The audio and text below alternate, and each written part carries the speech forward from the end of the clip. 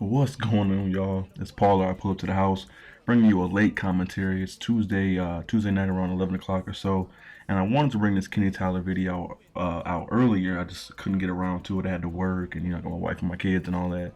But instead of talking, doing my normal play-by-play, I gotta talk about the Miami Heat and the Spurs game. Oh my God, Game 6 of the finals tonight was crazy, son. Oh my God, it was just nuts. Um, Least valuable player for me was definitely Manu Ginobili. Not because the shot at the end, I assumed they were going to call timeout to get Parker back in the game, but not because of that. Just throughout the course of the game, he made so many turnovers. As you see, Kenny and the Raptors are taking on the Orlando Magic. And enjoy the gameplay. I won't be talking much of it until I'm done talking about the finals game. But yeah, man, Manu just I don't know. He was like he was kind of riding the adrenaline from Game 5 where he just tore it up, had like 24 and 10 assists, made great passes and all that. But he was just doing too much, just a lot. I didn't get a final count of his turnovers, but as you see, Kenny gets the block there. That's what's up. But he, I counted at least five, six, and I didn't even catch all the game. When they were going up by double digits, I took some time out to get some gameplay, some NCAA 14 demo gameplay, which I'll have up pretty soon as well, and then some more my career, my team, association, all that stuff. I was doing all that because I figured they're starting to run away with it, and it's kind of a mistake. My boy next door, he came over to the house as Rudy Gay throws down just a crazy oop. Big ups to Kenny Tyler with the beautiful assist. But my boy come over and say, "Hey man, why you not watching the game?" I was like, "Man, that shit is over, right? They were up by double digits with a minute left in the third quarter. I figured, they would cruise and put the game away going to the fourth." But that's definitely not what happened. Now, all the blame is definitely not going to go to Tim or to Ginobili at all. I mean, Tim Duncan, um, he was tearing Bosch a new one the entire first half. Went like 11 to 13 for 25 points. Just tore it up. But second half, I mean, he is 30, what, 37? Nice back, behind the back pass right there. That's what's up. Um, yeah, he's 37, so I assume he just he tired down a little bit, and Bosch stepped up. Bosch is getting a lot of hate. I'm definitely not a Bosch fan. I believe he's supposed to be in the post, even if he's not effective against a Hall of Famer like Duncan. He needs to be there to kind of you know give him an opportunity to have some rebounds and all that good stuff. But today he stepped up big time, especially in the second half. He got his ass kicked all throughout the first half by Tim Duncan, and second half he bared down on defense. He made some crucial plays in regulation. That rebound, that's going to be a very underrated part that probably won't get a lot of press because Ray Allen hit like a crazy three, and I'll talk about that in a minute. But the rebound, Kawhi Leonard's got those big ass hands. He had 11 more boards today. He actually fought Leonard off to get that rebound, to get that pass out to Ray Allen for that game time three. And it was just my heart's still racing. I'm a Lakers fan, so my team got put out a long time ago, but here I am just giddy because I love basketball, and I just enjoyed what I saw tonight. I'm kind of pulling for the Spurs just because everybody likes the Heat now. They have a super team. A lot of fair weather fans, whatever. Those who may be watching who've been with them since the days of Eddie Jones and Samaki Walker and Antoine Walker and all of them. Then I salute you. But there's a lot of fair weather LeBron Heat fans. So whatever. And I've always been a fan of Tim Duncan. He's a Hall of Famer. He's the best power forward that ever lived. Even though he's played a lot of center in his career as well. But there's nobody who does it better. He plays great defense and excellent footwork, Mister the big fundamental. You know, so I don't know. Thoughts about Game 7? Uh, I gotta take Miami. I'm not trying to jinx them or nothing. As you see, we're up 30 to 17 going out of the first quarter. Kenny's doing his job. He's already, I think he has 9 assists already through one quarter. But yeah, Game 7. I just don't see how. I don't see how San Antonio can pull it off, winning winning the game seven on the road, even though they play much better on the road than they do at home. And they're a veteran team. They're wily. They make plays. Yeah, they didn't back down today, even when they blew their lead, and it looked like Miami was going to take over and just kind of force their way into a game seven with no problems. They fought back and got the lead, and had them on the verge of putting them away.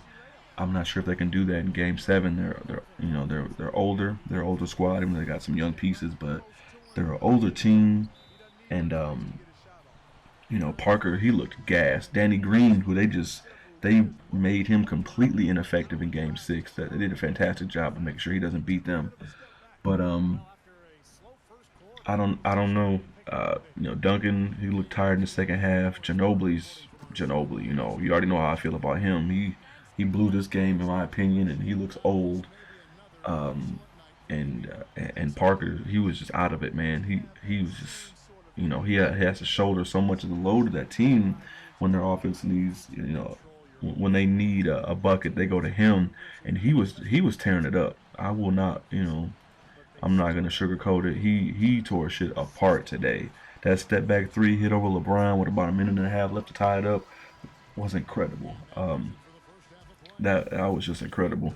As you see, Kenny and the boys are up 58-44, just blowing the doors off Orlando. That's why I really didn't want to talk about the commentary. Even though it's on Hall of Fame, Orlando really is no match. You know, for anybody, they suck. That's why they have the number one pick in the draft. But back to Game 6. One of my thoughts. Wade didn't do anything. I'm not the biggest fan of Wade, but I do give credit when it's due, and he is not due any kind of credit. He didn't really impress me at all today. He threw up terrible shots, and he played some tight D in spots, but other than that, I, I don't know. I guess he's got to be glad as Rudy Gay throws down another alley oop.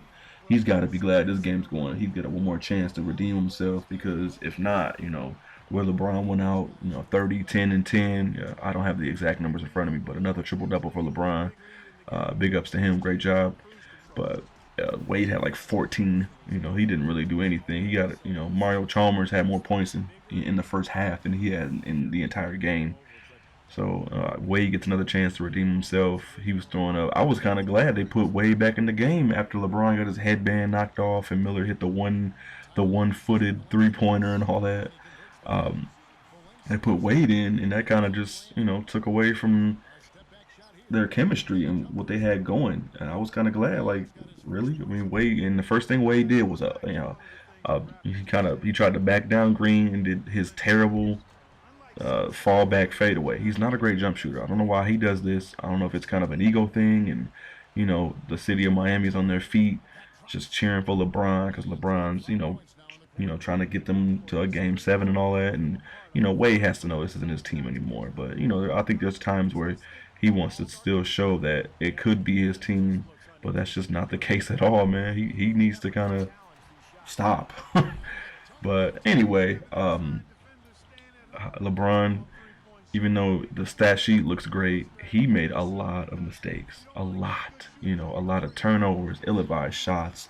That first three he attempted with under 30 seconds left before he hit the three that brought him within two. That first three was just awful. And if San Antonio secures the rebound, they hit at least one free throw, they can put the game away. But they didn't get the rebound.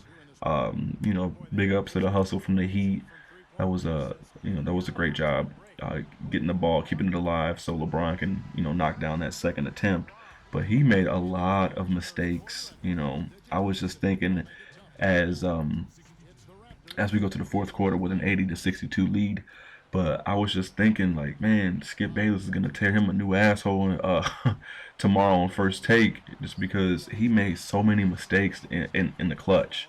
He helped them get back in the game from the end of the third quarter on. But when in the last 2 minutes or so, he started to shrink again. I don't know what it was. He couldn't hit any shots. He was making bad passes, and he was just whining for calls the entire game. Let's look at Kenny trying to show out a little bit. I think I was actually trying to throw an oop to a guy in transition, but he got caught up a defender, so I ended up throwing the ball off the backboard and looking ridiculous as he goes in and knocks down another jump shot, closing in on another triple double. That's what Kenny did in this video. He tore shit up. Triple double for him again. It's coming up pretty soon. He's at 8, 11, and 22 assists right there.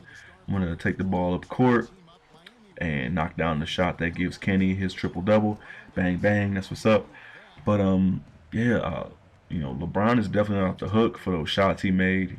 He almost blew this series. I mean, it all comes down to him as Kenny knocks down another jump shot. Nice. But it all comes down to him. He's got to bring this thing home in Game 7. If he doesn't, I don't trust Wade or do much of anything. I think he had his games already. As Kenny, look at Kenny get laid out. That's some brick wall type shit. But it's up to LeBron, man, and I think he's gonna come through. Maybe not another triple double, but something crazy like 36 and 8 rebounds and like 11 assists, and they win. I think they win going away. Honestly, I'm not a Heat fan at all, but I think they win going away. They're gonna have a lot of momentum.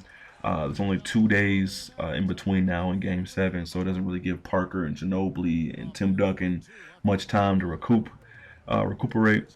So who knows, man? As you see, Kenny, he notches his 25th assist of the game. That would be his final assist. As you see, we secure the win. But this was supposed to be kind of a play-by-play of Kenny notching another triple-double, but I had to talk about one of the best basketball games I've ever seen. One of the best finals games. I'm looking forward to Game 7. Last Game 7 was when my Lakers beat Boston in another instant classic. As you see some of Kenny's highlights from the day, man, I can't believe 12 minutes has gone by already. Hope you're not tired of my voice. I appreciate everything, all the help and support I've gotten from a lot of different guys. Shout outs go to G Nation, J Nice. He's helping me out with a banner. But yeah, this is I pull up to the house. I'm gonna get up out of here. I gotta work in the morning. Be sure to like the video if you enjoyed my commentary on Game 6 of the finals. Let me know what you think. Who you got in Game 7? Subscribe if you're new. Thanks for stopping by. If you're a returning sub, this is I pull up to the house. Peace.